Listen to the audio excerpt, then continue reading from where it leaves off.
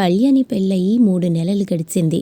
కూతురు పెళ్లికి కట్నమేమీ లేదు కాని కానుకలు ఘనంగా ముట్టచెప్పారు ప్రకాశం రమణి దంపతులు. అన్ని చోట్లా వెండి సామాను ఇచ్చారు. కాళ్ళు కడుగు పళ్ళెం చెంబు, పానకం బిందెలు, పానకం గ్లాసులు, ఎదురు సన్నాహంలో ఇచ్చే బ్రష్, టంగ్ క్లీనర్, బొట్టు పెట్టే కుంకుమ భరిణె ఒకటనేముంది, అన్నీ వెండివే ఇచ్చింది రమణి. పిల్లని కాపురానికి పంపే టైం దగ్గర పడుతోంది. ఇప్పటికే మూఢమని కొన్నాళ్ళు, ఆషాఢమని 1 నెల, మంచి రోజుల కోసం చూసుకుంటూ ఉండగానే 3 నెలలు గడిచిపోయాయి. ఎట్టకేలకు మంచి రోజు చూసి కాపురానికి ముహూర్తం పెట్టారు. కొత్త కాపురానికి కావలసిన కంచాలు, గిన్నెలు, కొన్ని డబ్బాలు వగైరా వగైరా కొనేశారు. కళ్యాణి ఇంట్లో కట్టుకోవడానికి కొన్ని, బయటికి వెళ్తే కట్టుకోవడానికి కొన్ని, పార్టీవేరని కొన్ని, చీరలు, డ్రెస్సులు కొనిపెట్టింది రమణి. ఈ 3 నెలల్లో ఏది గుర్తు వస్తే అది కొనేసి పక్కన పెట్టేశారు. కొన్నవన్నీ లిస్టు రాసేశారు. కావలసిన ఇతర సామాను ముందే కొనిపెట్టారు ప్రకాశం గారు. మంచం, బీరువా, ఏసీ మాత్రం అప్పటికప్పుడు అల్లుడు ఉండే హైదరాబాద్లోనే కొని ఇద్దామని ఊరుకున్నారు. కాపురానికి వెళ్లబోయే కూతురికి రోజుకోసారి జాగ్రత్తలు చెబుతూనే ఉంది తల్లి రమణి. మధ్య మధ్యలో మీ వదినలా చేతులుపుకుంటూ వెళ్లాల్సిన కర్మ నీకు లేదు. అన్నీ ఉన్న ఇల్లే కదా వదినగారు, మళ్ళీ ఎందుకు అన్నీ కొనడం? సామానుకు బదులు ఈ 1,00,000 రూపాయలు ఉంచండి అంటూ ఓ చెక్కు ఇచ్చి చేతులు దులుపుకున్నారు వాళ్ళు. మీ వదిన మీ అన్నయ్యను తీసుకుని వేరే వెళ్ళిపోయింది. అన్నీ కొనుక్కున్నారు. బోలెడు ఖర్చయింది. నీకిప్పటి వరకు కొన్నవి 2 లక్షలు దాటాయి. ఇంకో 1,00,000 పైనే ఖర్చుంది. అయినా బికారిలా ఏమీ లేని దానిలా నీకేం కర్మ? నేను నిన్ను అలా పంపను. ఇంటేడు సామాన్లు, అవి కూడా ఖరీదైనవే కొన్నాను. ఇంటిల్లపాదికి బ్రాండెడ్ బట్టలే పెడతాను.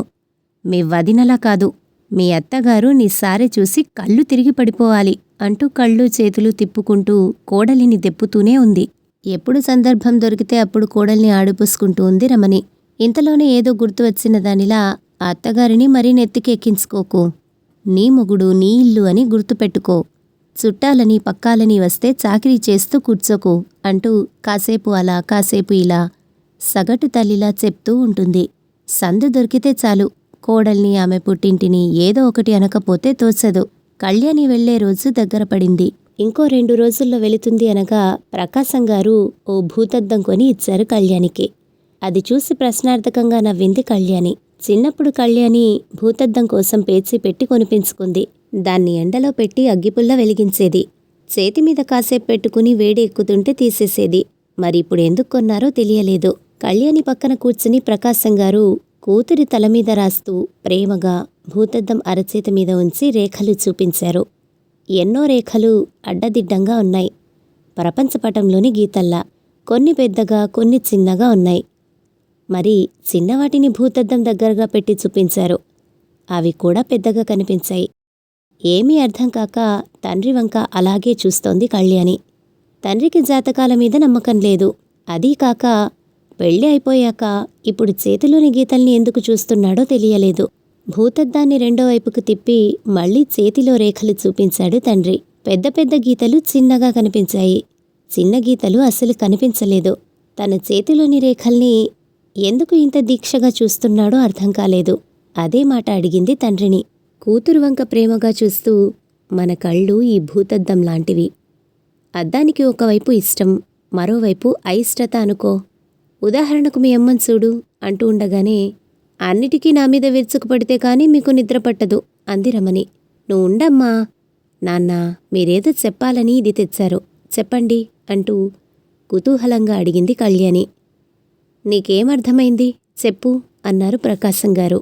తెలియదు నాన్నా, కానీ మీరు మాత్రం ఏదో గొప్ప ఉద్దేశంతోనే తెచ్చారు అంది కాస్త అయోమయంగా.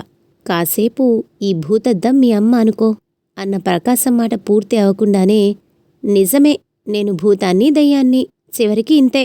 తండ్రి కూతురు ఒక్కటే. అయ్యో, పిల్ల అత్తారింటికి వెళ్తోంది, ఎలా ఉంటుందో అని నేను భయపడుతూ ఉంటే అంటూ కొంగుతో ముక్కు మొహం తుడుచుకుని విసవిసా వెళ్ళిపోయింది. చూడు తల్లి, మీ అమ్మనే ఉదాహరణకు ఎందుకు చెప్తున్నా అంటే, ఆవిడ నీకు తల్లి. నువ్వేం చేసినా ఆవిడకు ముద్దే. నువ్వు టీ పెట్టి పంచదార వేయకపోయినా మా అమ్మాయికి నా ఆరోగ్యం మీద ఎంత శ్రద్ధ అనుకుంటూ జుర్రుకుంటూ తాగేస్తుంది. అదే టీ మీ వదిన ఇస్తే, నాకు షుగర్ ఉందని నువ్వు రోజూ చెప్పక్కర్లేదు, కాస్త పంచదార తగిలేసేవు అంటుంది. అదే పంచదార వేసి ఇస్తే, నాకు షుగర్ అని గుర్తు చెయ్యాలా? త్వరగా పైకి పంపేద్దామనా అంటుంది. తండ్రి చెప్పేది కొంచెం కొంచెం అర్థమవుతోంది కళ్యాణికి. అంటే భూతద్దంలో ఇటు చూస్తే కూతురు, అటు చూస్తే కోడలు.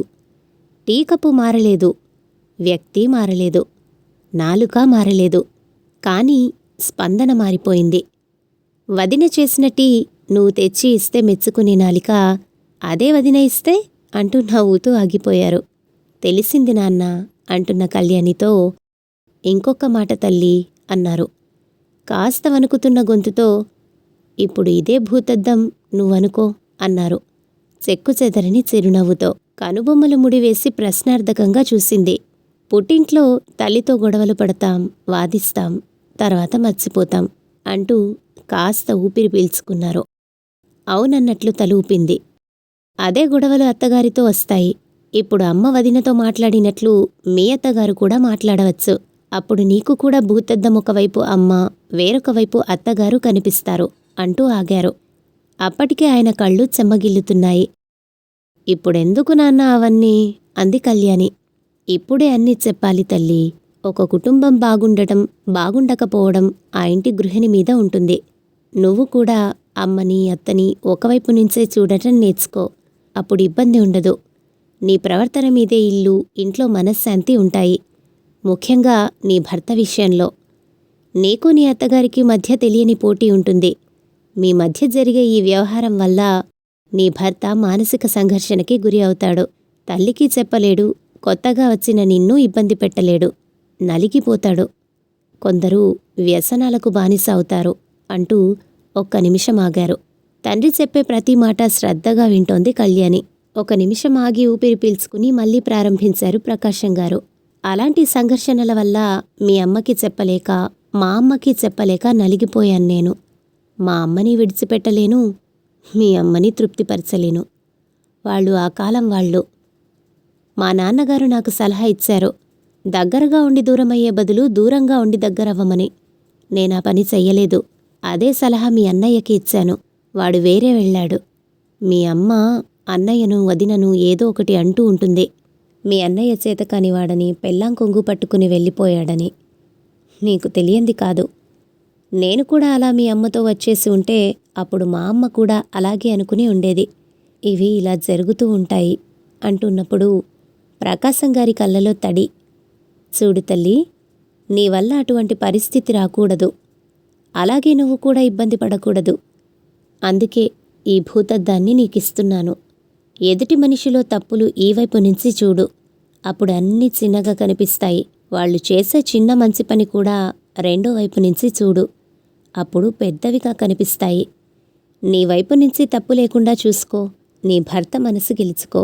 అప్పుడు అతను నిన్నే సమర్థిస్తాడు. తల్లికి అర్థమయ్యేలా చెప్పుకుంటాడు. నేనే అర్థం చేసుకోవాలా అని పిచ్చి ప్రశ్న వెయ్యకు.